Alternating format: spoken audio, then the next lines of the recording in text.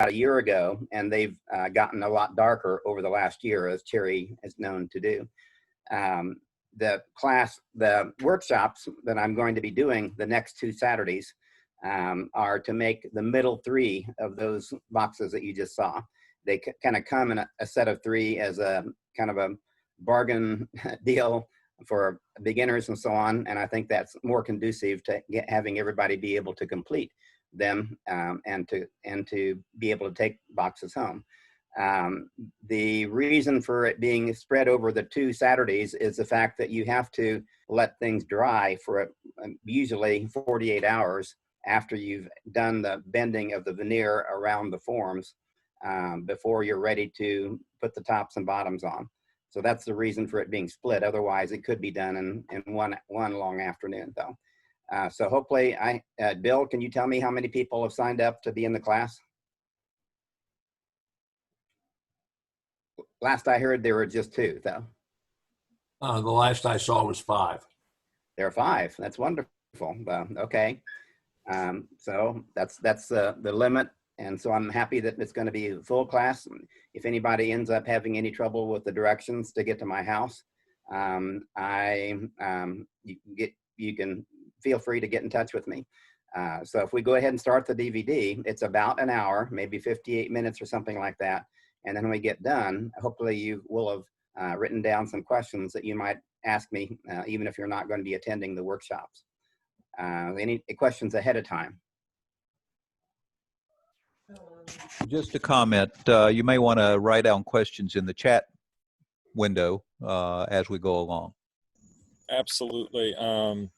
We can all use the chat, and at the end, Jay and I can go through the chat and look through any old questions that folks have asked throughout the video.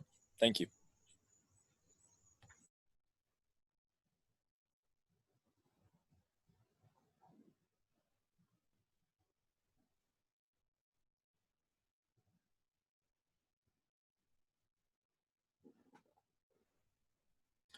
Hal, you're still muted. You'll need to unmute yourself.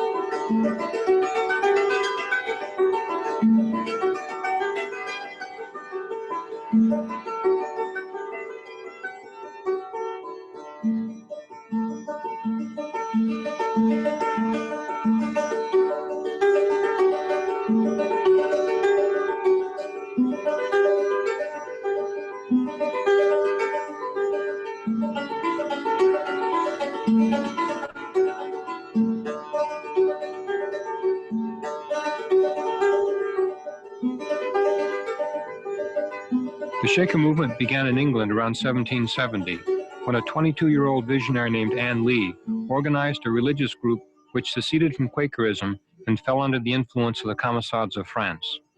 As with many of the religious sects of their day, this group observed strange manners of worship, taking kindly to fasts, trances, prophecies, heavenly voices, and other signs. The mighty shakes, induced by spiritual gyrations during their songs and dances, led the English people to call them mockingly shaking Quakers. This nickname was later shortened to Shakers. The formal name for these believers, however, is the United Society of Believers in Christ's Second Appearing. After Mother Ann and her 7 followers arrived in America in 1774, life was no easy task. But through perseverance and total dedication, their settlement began to take order, and their gospel was taught to all who would listen. This gospel was one of separation from the world, community ownership of goods, confession of sin, celibacy, and separation of the sexes. The believers lived in a communal monastic order, sharing all they possessed. They seemed truly to love their neighbors as themselves.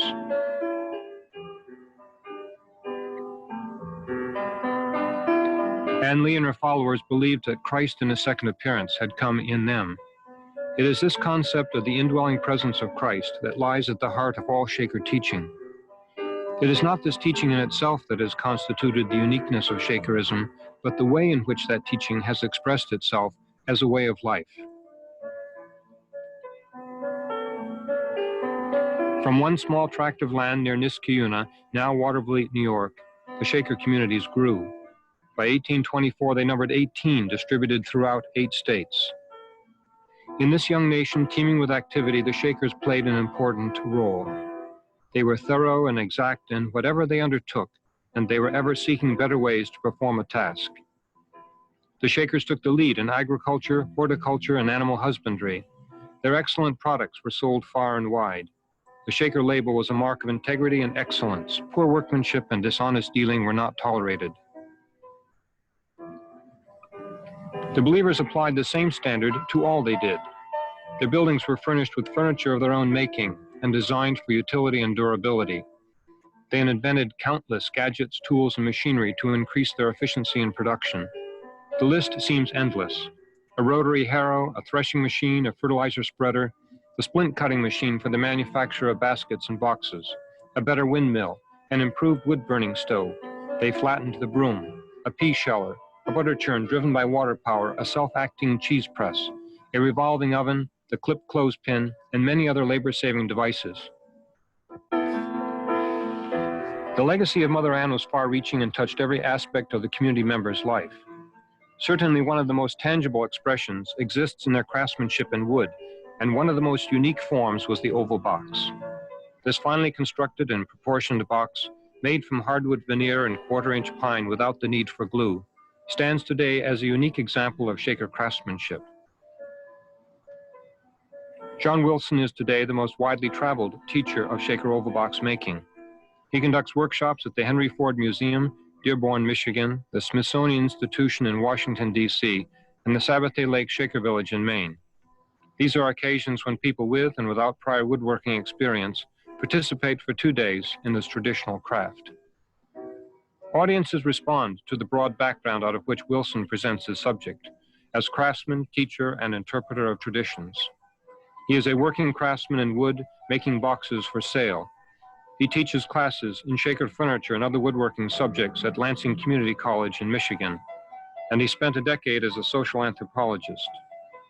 It is as a demonstrator and interpreter of the wood crafts of the Shaker community that he brings you this presentation on the making of Shaker oval boxes and carriers.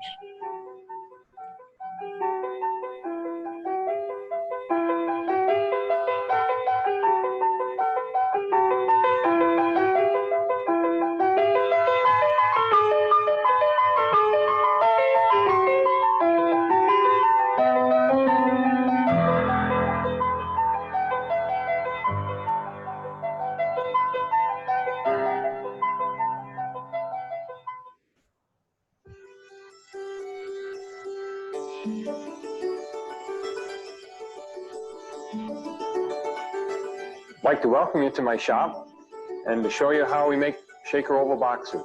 Perhaps you'd be interested in seeing what a nest of boxes look like.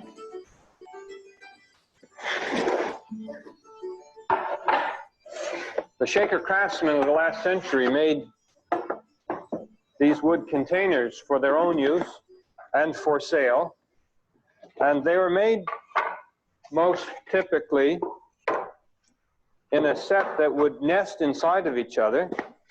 That makes them about a ½ an inch less per size. And they used a variety of different woods. This one happens to be a lovely bird's eye maple box. Some of these are made of ash, like this one. Some of them are made of cherry, like the first one. And the top and bottom materials were often made from pine or other softwood that was quarter sawn.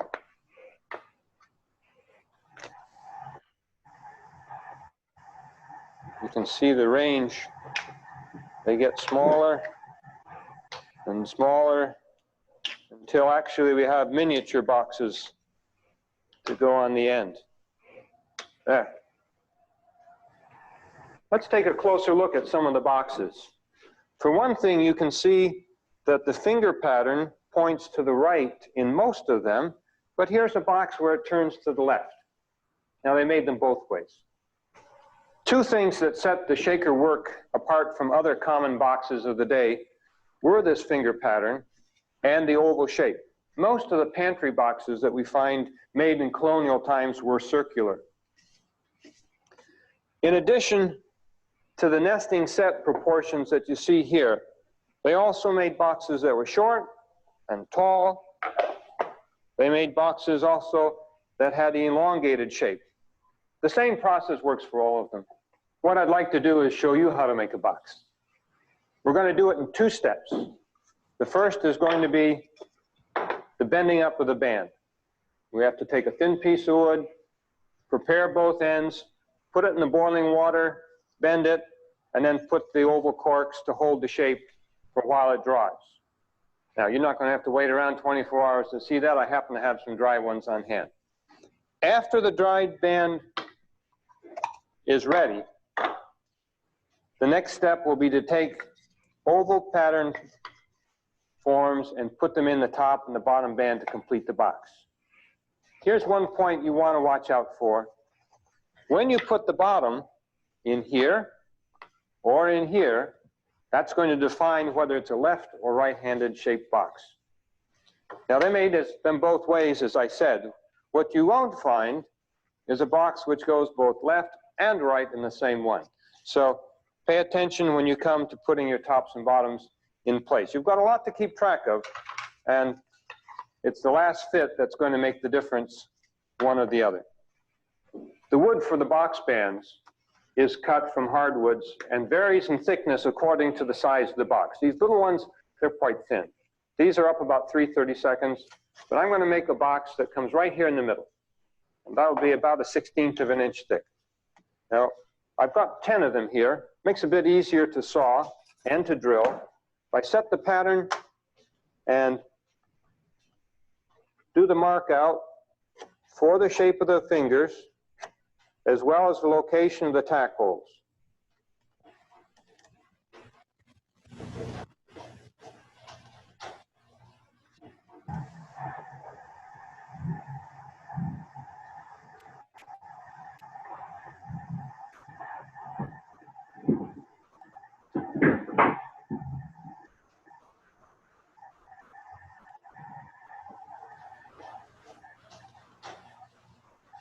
Now we're ready to do the drilling and cutting. So come on over here to the drill press.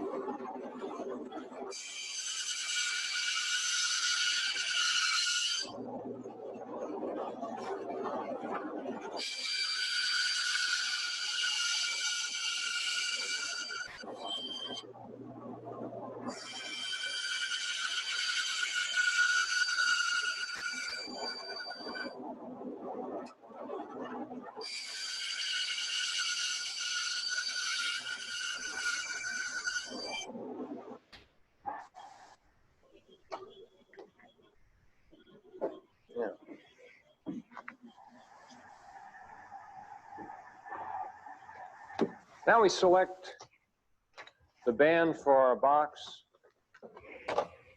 from each of the sizes. And we've got two things to do now. One's going to be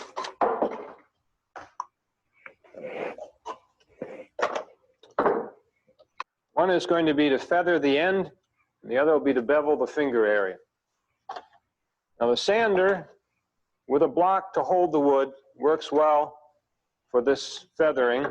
We're going to come back about an inch from the end.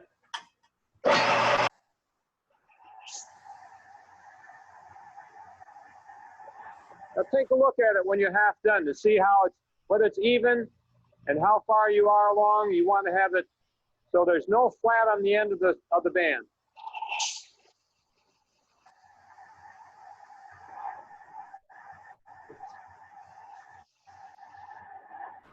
Now just a note here, if you go too far, it's all right to cut a quarter of an inch off the end of it and start over.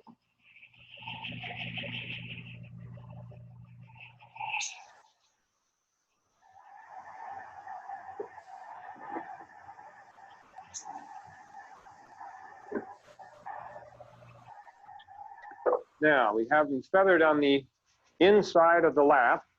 Now we're going to take and bevel the edges that we've sawn. There's two ways you can do this. One is using the roller end of the sander, and we can do that for the outside and for both sides of the top band. I'll show you that first.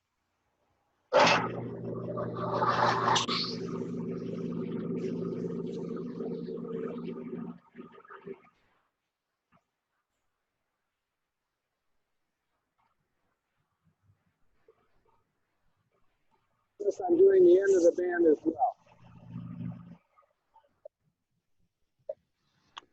If you look closely, you can see that the angle that it's sanded, or later on when we have it cut, is more beveled at the beginning and less beveled at the end. So the edge of the end of the finger has a sharper definition. Now, I'm going to use a knife to trim this, but it's going to be easier to do that if I soften it first in the hot water. The copper tray has our boiling water, and you can see we've just put the end of it in about that long to soften the wood. Underneath, I've got a hot plate that gives us a source of heat. Actually, you can use any type of steel tray, it'll work just fine. That should be enough. Take it over to the bench. Do a clamp down. I use a piece of masonite to keep the knife from scoring up our bench. Don't be discouraged if you have to whittle at this a bit. And don't forget to do the ends. God, why do you think I'd get a sharp knife, don't you? No. Much better.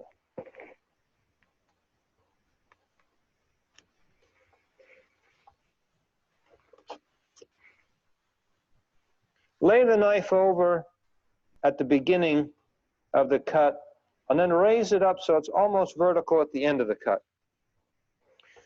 The last one that you'll have to do is this little notch to remove the last wood up in the point. Lay the knife right alongside the preliminary cut and complete it right up into the point, and you'll find a piece about the size of a wishbone that's removed from there. then all surfaces are cut. You can see that this is the same bevel that we had on the sander. Now they're ready to go into the hot water to soak.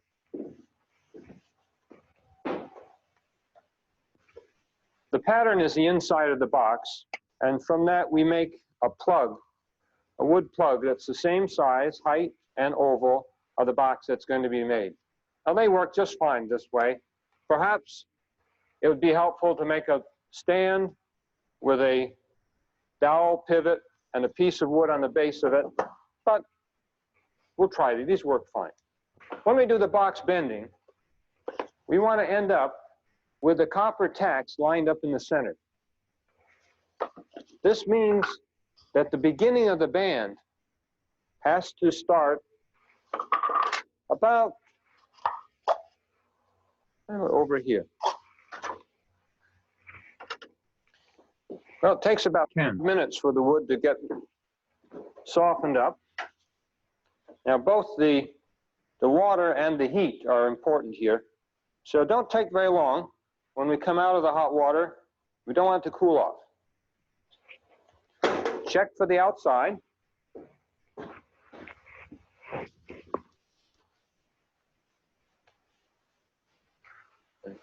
Pull it into the plug and around. Now, if you have it nice and snug all the way around, you've done the job. We're going to put a pencil mark across the two laps so that as I open it up, I can come back to the same circumference. Notice that I'm holding on to both fingers. If I let go of one of them, it'll split up the middle. Now, looking at that pencil mark, I come back to it, have the right size. Now we're ready to secure it. We use copper tacks that are small enough just to come through the lower edge, hit the steel, and hook into the wood.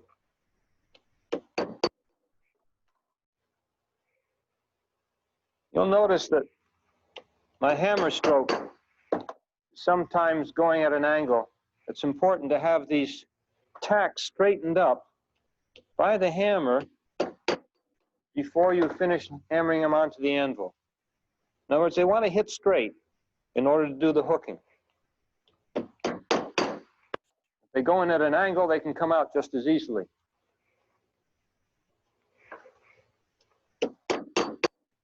You'll feel that they're flush on the surface and not tipped. A little hint here. If you find that they are going in, just take your, on an angle, take your knife and you should be able to pick them back out and try another one. See what I mean? Just take, and if you can just lift that out, then you put another one. If they won't lift out, you've got it done. Now come the oval corks. These are actually what hold the shape while it dries. Now don't push them in too far. We want just to snug the edge. Now we're going to take the top band, forget about this for the moment, and we're going to use this to wrap the top band around so it'll just fit the box you've made. Now we don't have a start mark for this one. So begin where you want to end. Wrap it around the box, and at this point hold the ends, let this come up, put the other down. Again, it should be snug to the form. Take your pencil, put an index mark so that you know the size. Now open it up a bit, and now we can tack it. This one is pretty important to find the pencil mark so you will fit the box snugly.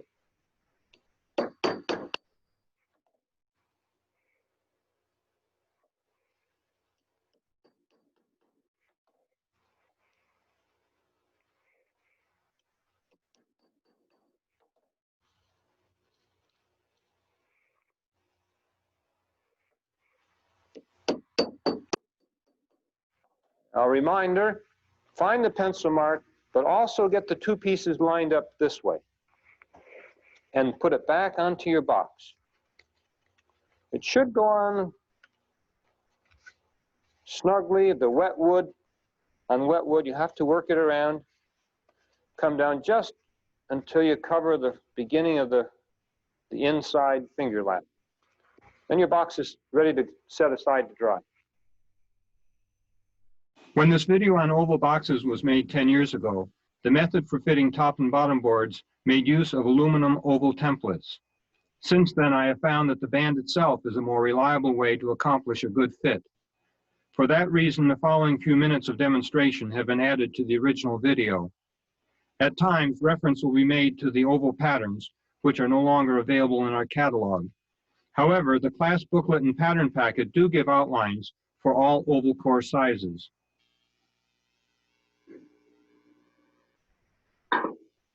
When the box band has dried after a day or two, sand the inside. Then set the band on the 1/4-inch thick rectangle of wood. Use a pencil to trace the inside of the band onto the board.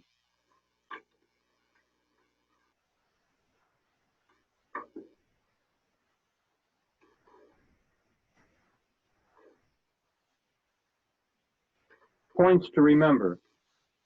Check the finger direction when setting the band on the board, and pay particular attention to the top band, which will turn over when put onto the box. It's easy to get the finger direction reversed. Use a mechanical pencil to ensure a constant line value for accuracy. Now it's time to cut them out.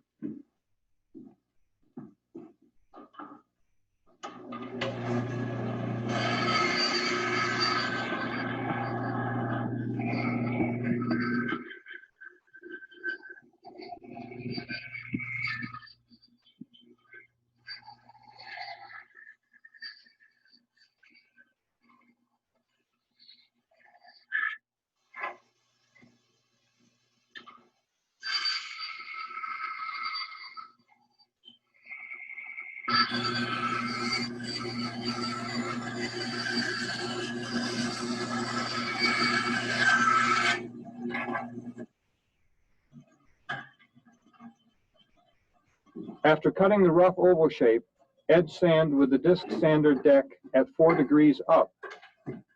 The oval boards will be sanded on a 4-degree edge. And to accomplish this, you want to raise the side deck of your disc sander up by 4 degrees.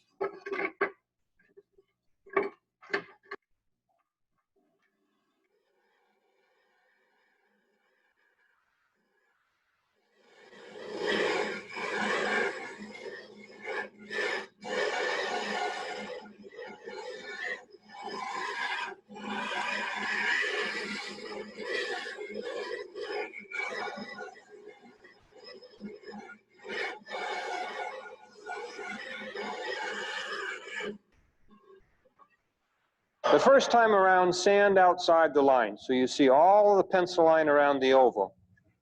And now would be the time to sand the inside. Just keep track of this label. That remains the outside.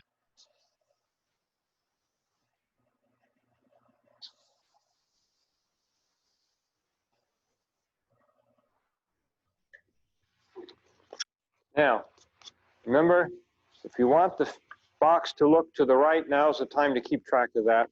Otherwise, it'll look the other way. Take a hold of the box, fit the blank in the ends and against the finger lap, and with your fingers on the inside, pull the band onto the oval. If you find that there's too much here, come back to the sander and do the last little trimming up.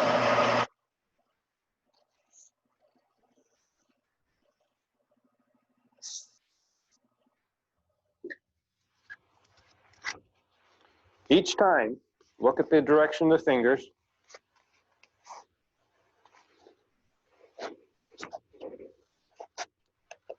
There. All right. With the heel of your hand, press in the bottom until it's just below the edge of the wood, of the band.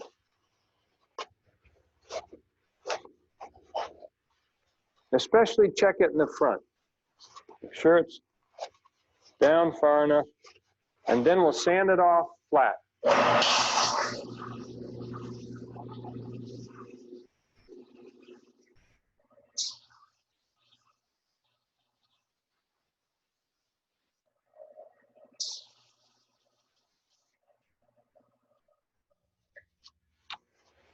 Now the top will be the same.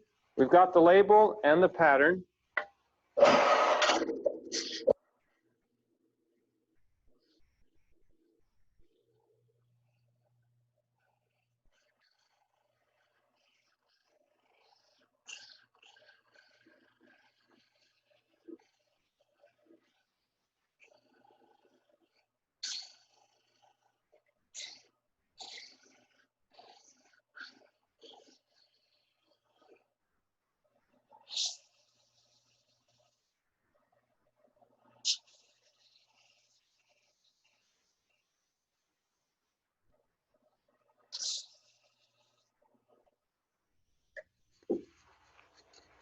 Keep track of the pattern number so that that's on the outside. And here's where you want the box to be lined up. So the fingers in the same direction, and these center tacks are in line. The easiest way to do that is to give yourself a reference point on the top at the same point that these tack lines are located, and keep them in line with each other.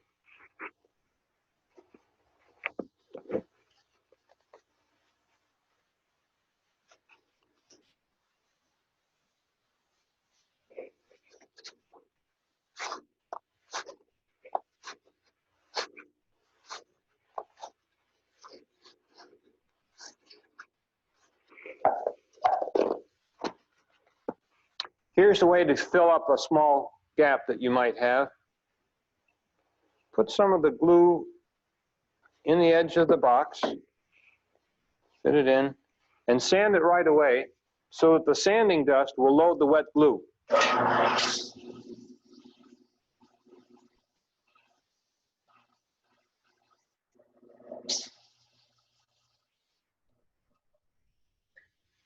There we are. Matches it up quite well.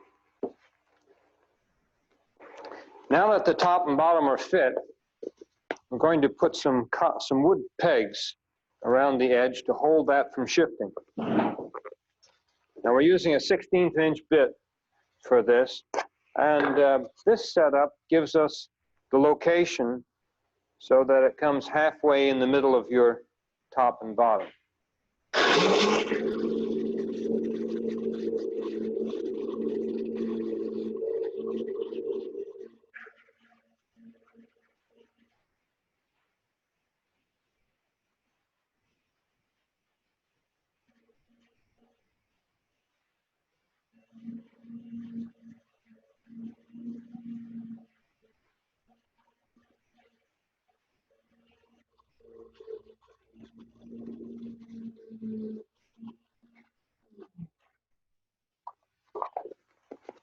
We've put 3 holes in the front and 3 holes in the back, about 2 to 3 inches apart all around. We're using hardwood toothpicks that have a nicely tapered end for the pegs. Now once you set them, you need to tap them into place.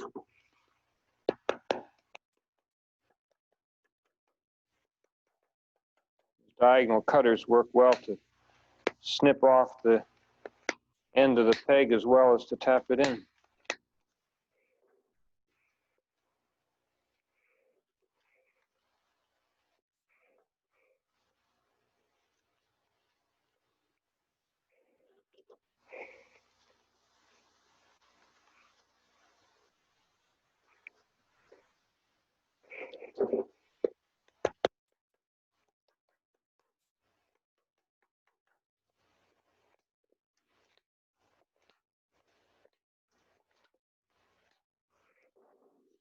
Now the final sanding with the belt sander.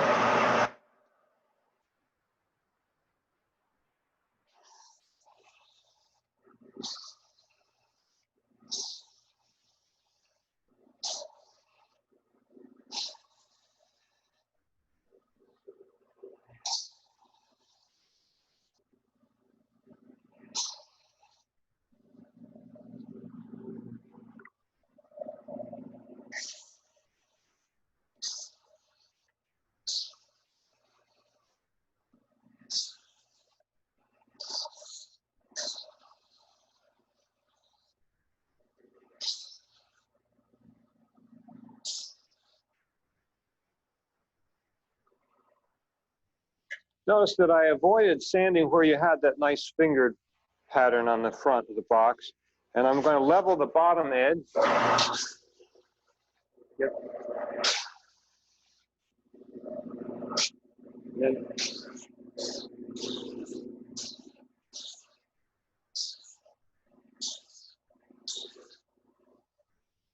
what I'm doing here is just to put a little chamfered edge on the top and the bottom rim.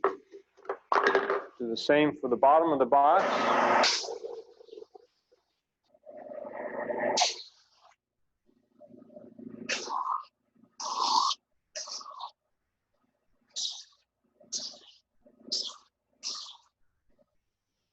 And that's as far as I can go with a power sander.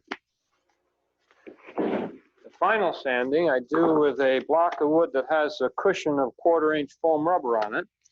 And I use 120 sandpaper for most of the work. Take the burr off the inside of the band. Then sand out the fingers.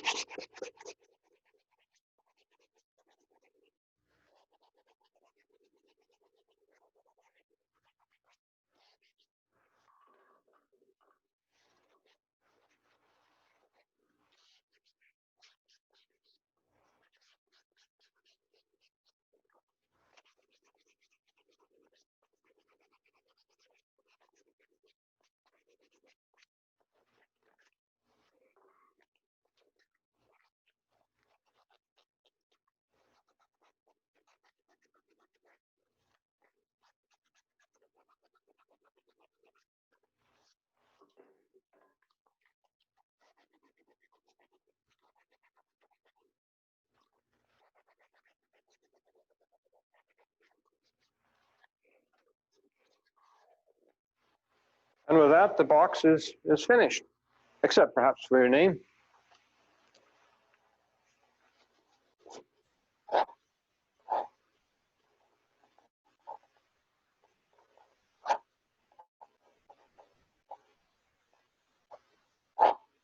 Oh, don't forget the date.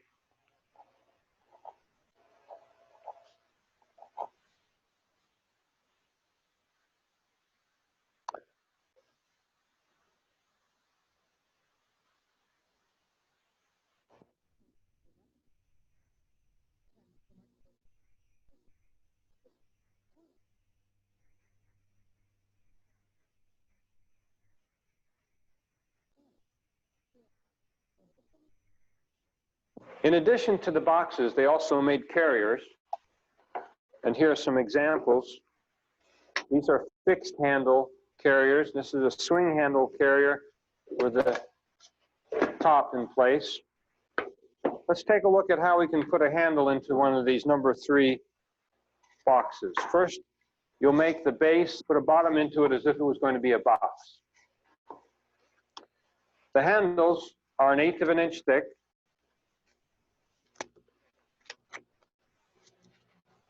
And we're going to pre-drill the ends and shape the side just slightly.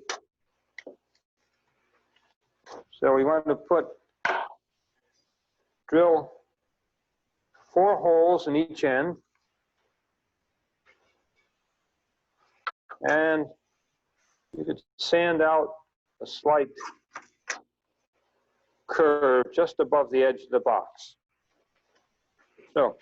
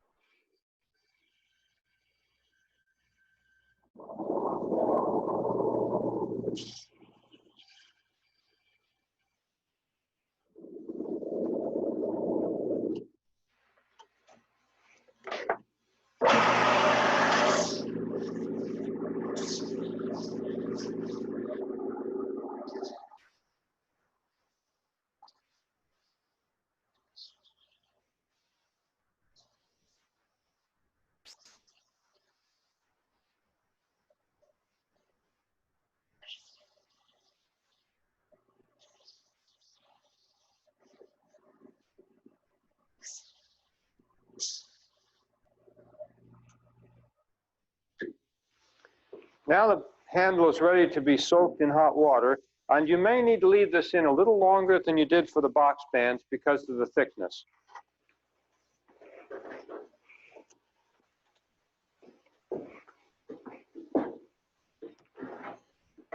I want to tell you what I'm going to do with the forming since it goes quickly. This is done without any form, so you have to use your hand on both the front and the back of the band to keep it even shape. It's going to come out of the hot water. I'll take both ends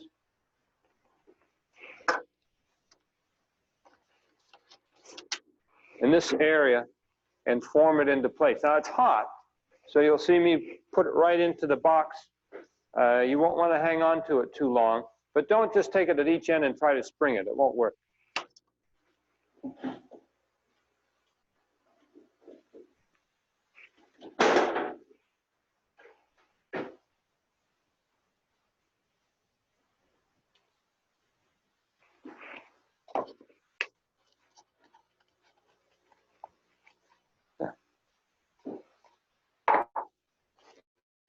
If you're satisfied with the curve that you have, you can put the curve into the water for just a minute to heat it back up and do some more shaping.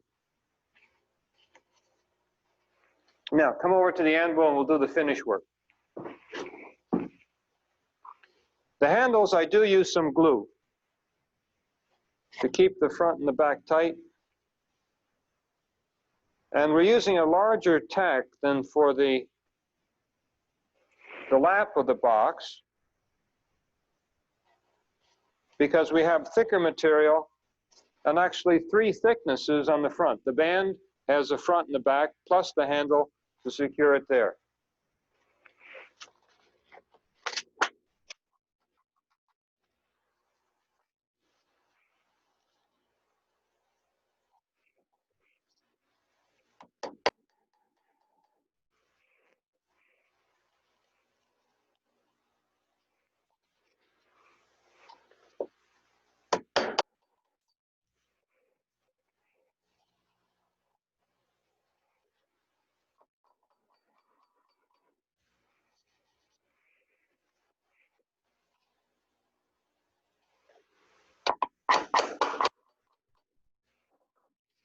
You can just feel where the end of the copper tack is clinched to the outside.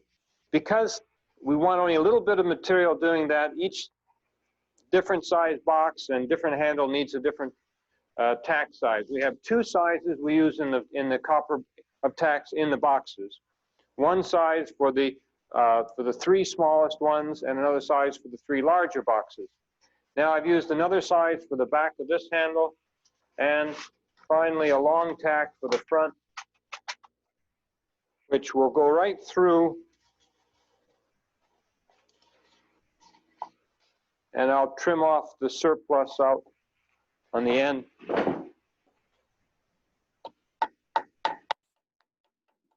It was long enough to come right through, so I can use it in different sizes. I just leave a little bit to clinch.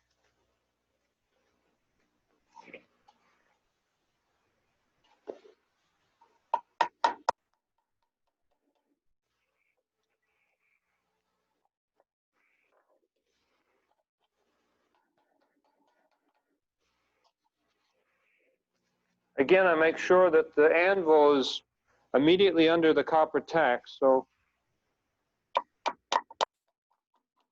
when I do the final tapping of it, it hooks into the outside surface.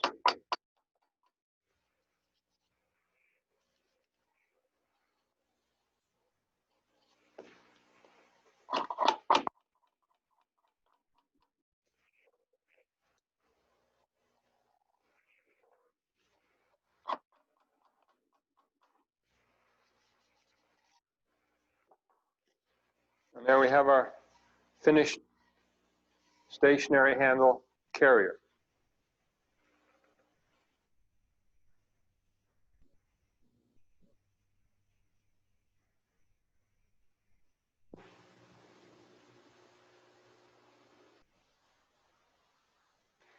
Let's take a look at how one of these carriers is put together.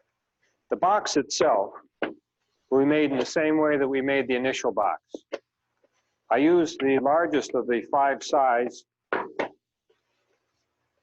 workshop standard set, and what needs to be done is the handle for this one. Now you'll notice that the handle doesn't have the simple shape that we put into the smaller stationary handle, but holds a bonnet shape. For that, we're going to use a plywood form and 2 clamps on either side to hold the wet band till it dries. The band itself is similar to the one that was used in the smaller carrier, about 1/8 of an inch thick, and the same type of reduction behind the rivet hole that's put in the side. Now I've had one already put in the water to soak. See how this will work.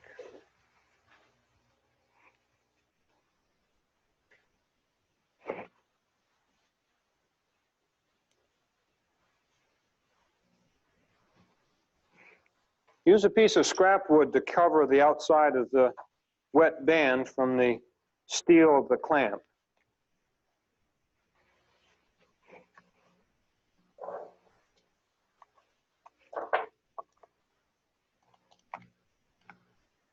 There. Now, when you're doing work, you may want to put 2 handles at one time on this style of form. It takes a little bit longer for them to dry, but that will also work and give you a larger number of handles for each time at the jig.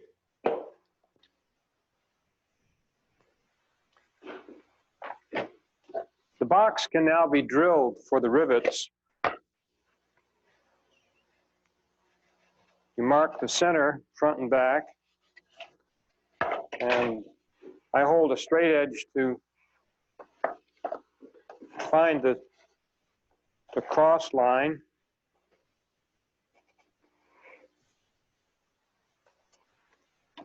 And that'll give me the location for the drill hole.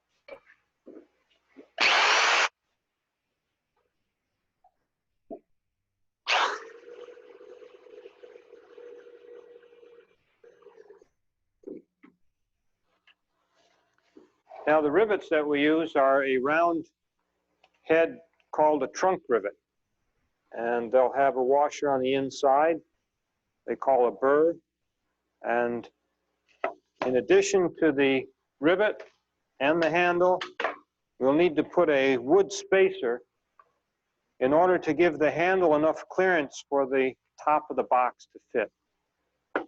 And we can do that out of a piece of hardwood dowel, 3/4 inch dowel, and take and drill a hole.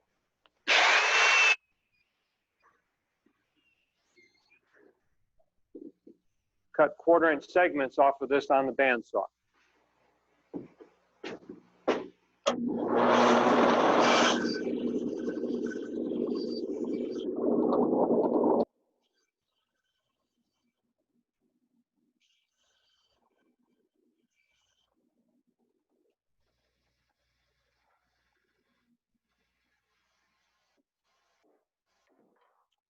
Now the edges can be sanded up.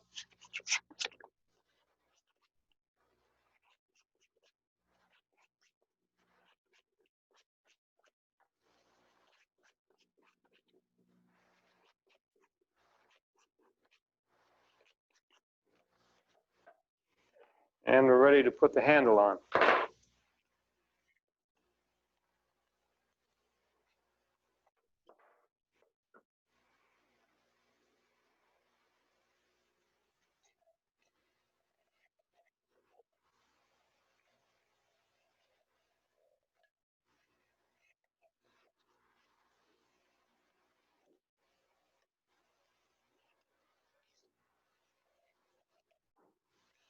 You want about a 1/16 of an inch of rivet showing on the inside of the copper washer, and take a ball peen hammer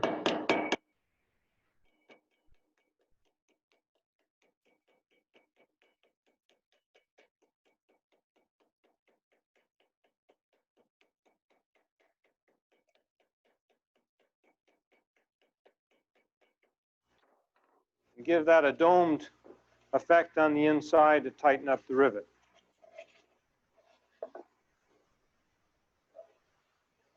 You may find that the rivet will be too long on the inside, so don't hesitate to file off the end of the rivet, or perhaps take a hold of it with a plier and grind the end of it down to size.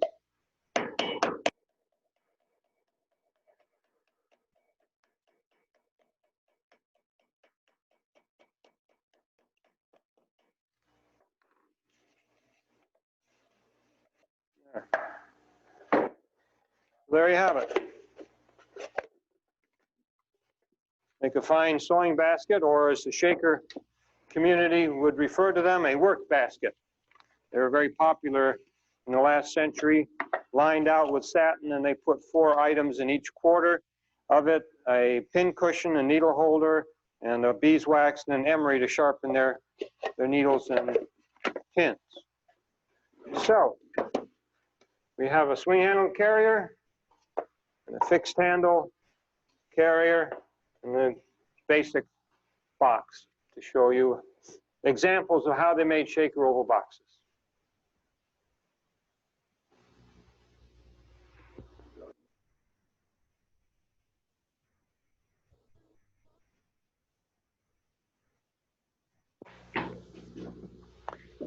You've seen the way the shaker box is constructed. The tools that it uses are many basic tools to a wood shop: the belt sanders, the disc sander, drills. The range is actually quite modest, but there are a few things that you will need that will help your work considerably. One of them would be an anvil of some type, a sanding block with a cushion on it, a simplified drilling jig, which works by having a front ledge that will space the 1/16 of an inch drill bit the right height to drill your holes in the base of the box, and a steel tray that could be improved by making a plywood top to keep the heat. This basic tool set, supplemented by an 8-ounce hammer or 7-ounce tack hammer, would work well. The patterns that I used on the construction of the box are seen here. They come in pairs. The bottom and the top are made of for each size. Together with the oval patterns, for the bottom and the top ovals, you have the shapes that you need. The tacks are various depending on the thickness of the veneer and on the handles to be used. These are made by the Cross Nail Company, and a number 1, number 1.5, number 2, and a long tack will do all the operations that you saw in the video. In addition to that, a round toothpick of hardwood will do the pegs nicely. The trunk rivets are for the swing handle carrier that we showed at the end of the video.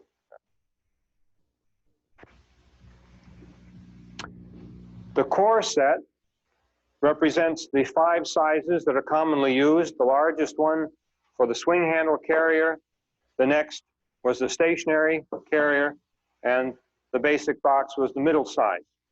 With each of those sizes, you will need a pair of oval corks called shapers or followers to hold the wet band until it dries. Those are the basic items for construction. The materials used are seen here in a package of 5 sizes that represent the 5 cores on the table, from the 0, 1, 2, 3, and 4 size in cherry. They're also available in maple.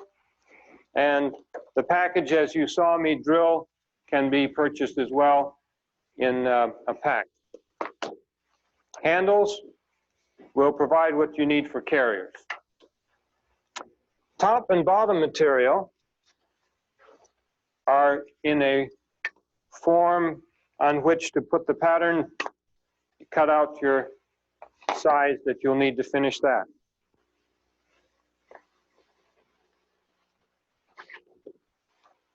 It contains steps of the box construction, suggestions for materials, how materials can be prepared, a table of sizes, patterns, and some suggestions for finishing.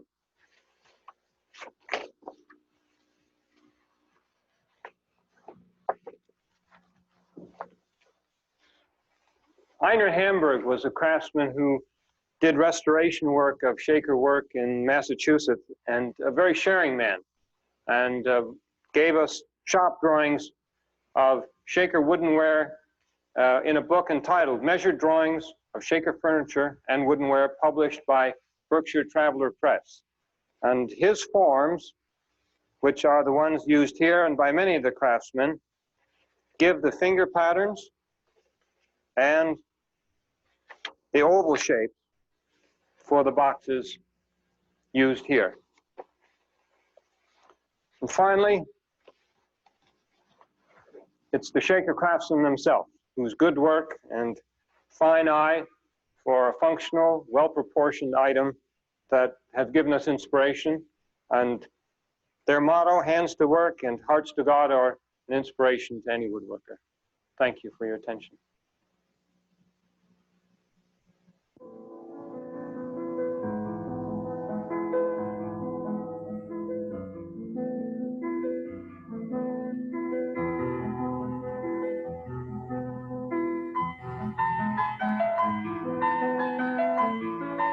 A presentation, such as this demonstration on box making, is the result of the effort and good offices of many people. Thanks go out to all of them. The filming crew is shown here on break. Denny Young, playing the dulcimer, was the man behind the camera, and Tom Ledyard did the setup and detail filming. Editing done from Media to You Incorporated. Music on piano and hammered dulcimer by Craig Wagner on The Keeper's Gift, with additional assistance by John Kelly. Artwork by Peter Carrington, produced by John Wilson. The Home Shop is a place where the woodworking tradition is alive and well. A space that invites one to enjoy.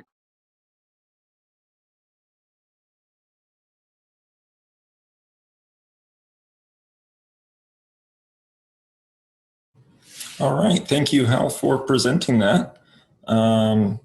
Jay, do you want to take it away? I've muted you, Hal, by the way.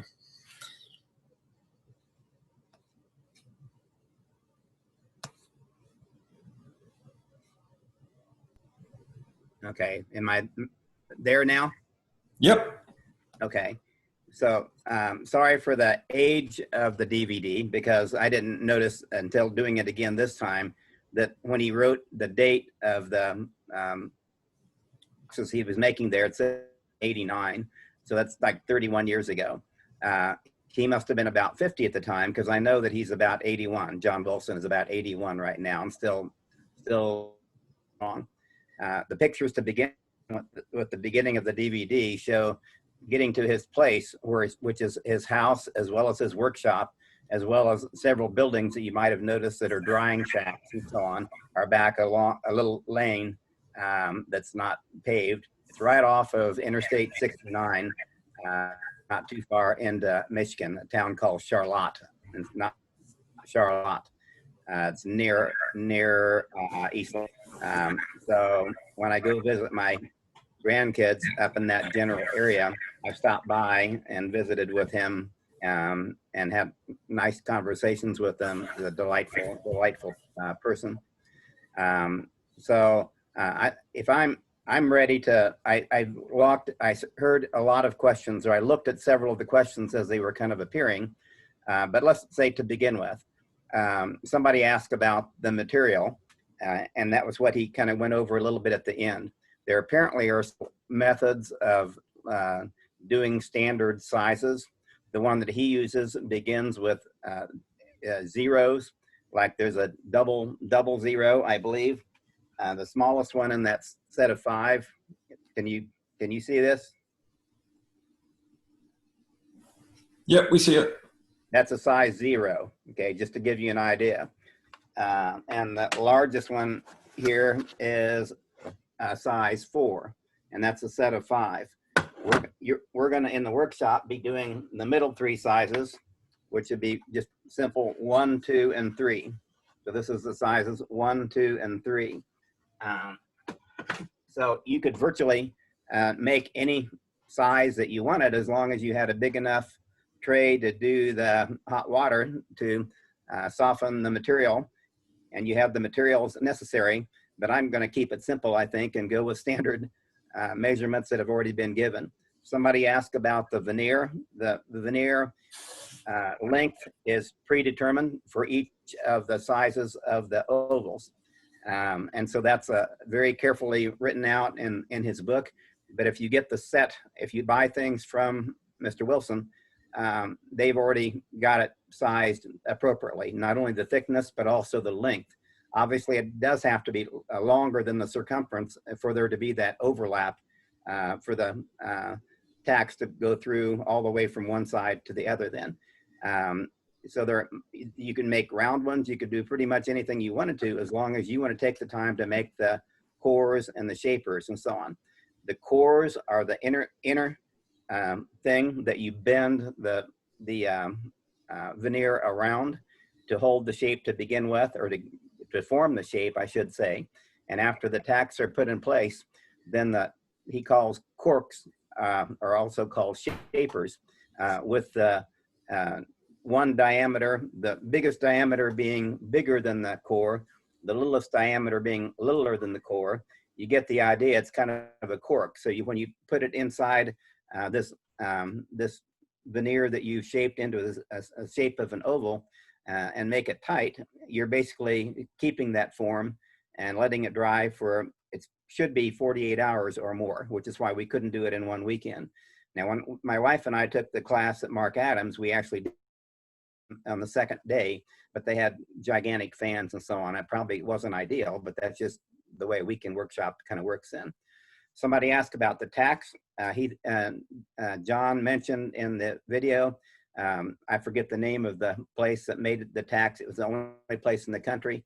Well, since then, that person gave up that business, and guess who bought it? So John is the only place in the country that makes the copper tacks.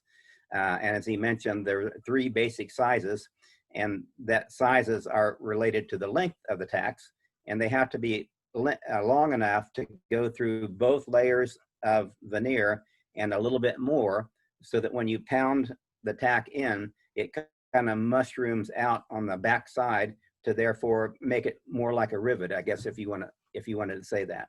So the tacks, you can, if you want to get into this, you can make your own boiling tray, you can make your own veneer, but then you have to be cognizant of the thicknesses that are different depending on what sizes you're making. If you get things from him, it makes it a lot more simple, I think. And to me, it isn't worth the effort or the money to be trying to go. I'm not going to ever be in the business of making things to sell. Some of you might do that, and I think these would be a wonderful thing to get into. They're very popular among the ladies, particularly. And I know my wife is a sewer, and when she goes to quilting conventions and so on, there's always somebody there selling these things for I'm sure, quite a profit. But I'm not going to do that. I'm happy to have somebody else have made the veneer into the different thicknesses and even the lengths. I could do the lengths and so on, but the thicknesses, everything is kind of done, and the drying and everything is done ahead of time. So it comes in packages. So I think somebody asked what is provided material for the classes. The reason I settled on doing the size 1, 2, and 3 instead of the 5 is he sells everything that you need to do these 3 middle things in a little bit of a set that comes in a box. And it has all the veneer, all of it has the material to do the tops and bottoms. Now you have to buy cores and shapers separately, but to save money, I bought 1 set of cores for each of the 3 sizes, 1 set of the shapers for each of the 3 sizes, and then myself, I went ahead and made 5 each of those myself, of the cores and shapers and so on, and they will not be taken home. They will become. I already put SLWG on the sides of them and permanent markers, so they will become property of the guild. so that if this class is repeated in the future, those will not be things that we have to redo or to get more of. So yes, you will, and you actually have tacks, and you have some of the toothpicks, and so everything that you need pretty much is going to be provided for you. And the bandsaw and the belt sander and the disc sander and the little anvil and the tray for boiling or getting the water hot, you know, all that I have pretty well set up in my shop. And I think it's a lot easier for me to do it there where I'm familiar with where things are, and to do it ahead of time than to try to take all that stuff to the Faust shop and get it all set up there. So I'm looking forward. I'm very happy that there's going to be 5 people there. I think that might be the limit even in the future, even if we get rid of the pandemic. I think that if I repeat the class, it'll probably will be still limited to about that number of 5 people. Okay, so I'm ready for, I know those are some of the questions that I answered, but I didn't read all of them. So what other questions do people have? I know there's 2 more still in the comments that are unaddressed. So Dan Linder asked, can you use kiln-dried lumber? Yes, you can, but it's preferable for the top and bottoms to be quite dry, and therefore kiln-dried would be more amenable to that. For the actual veneer, it would be preferable for it to not be kiln-dried. In fact, it'd be better for it to be almost green, which would lend itself to the bending process in the hot water.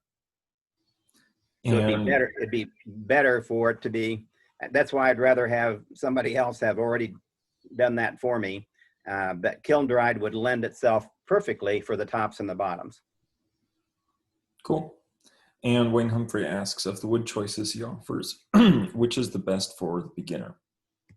Say that again? Of the wood choices he offers, which is the best for the beginner? I think it's a cosmetic thing. I don't think one of the woods, he does cherry, that's what we're going to have. So the sets of 3 that we're going to be doing is going to be all cherry, and that's the set that I showed you is all cherry. I think it's a beautiful wood. The tops and bottoms are made out of cherry too. The original boxes probably had cheaper wood, and the tops and bottoms were probably like pine or something like that. So everything is cherry. I have some samples of ones that were done in bird's eye maple that are quite elegant and quite beautiful too. I think he has maple. I think he might have ash. I don't think I think it's a cosmetic thing. I think if you are ordering things from him, whatever pleases you, whatever you think that you would like to have it end up looking like, I don't think one is easier than the other though. Ours are all going to be cherry, top to bottom.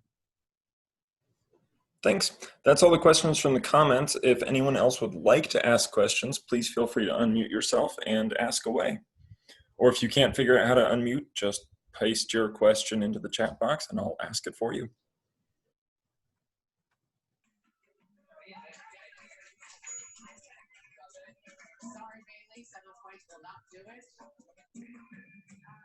I just want to say thanks, Jay.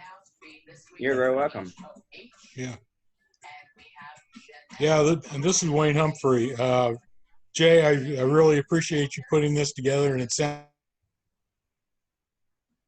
like this class is going to be a very interesting learning experience for people of any skill level. So appreciate you doing this. And I hope so. Yeah, for you and Bill for putting this thing together. And our thanks go out to David Zeman also and Hal for putting the technology together to make this possible. Appreciate their efforts too. We might have been about a month away from being able to have me go to the meeting site and, you know, do it and have it streamed or whatever, you know, when they just got all that new equipment and so on. But I think we're about 1 month away from being able to do that. So I thought the DVD was a good way of introducing the topic though. Yeah, certainly was. Any more questions for Jay?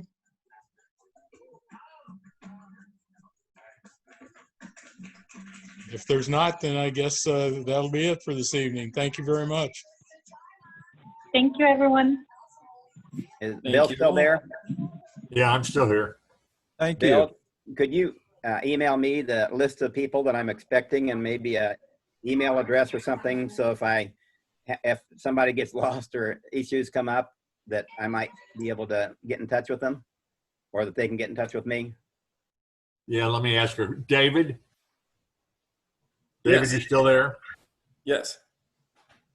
Can I get a list of the names of the people that have signed up? I haven't seen that before. Absolutely. I've been keeping track and I have it. No, ready not for you. this, but the ones that signed up for the class. Oh, sorry, I missed that. Yes, I will get that to you. Thank you. Okay, thank you. Jay, just let me know how you want me to get the DVD back to you. No hurry. Okay. Well, Maybe- let me know. I'll hold on to it till then. Maybe at a real meeting. Okay. Okay, I have his full set of books and everything. So we'll each member that comes to the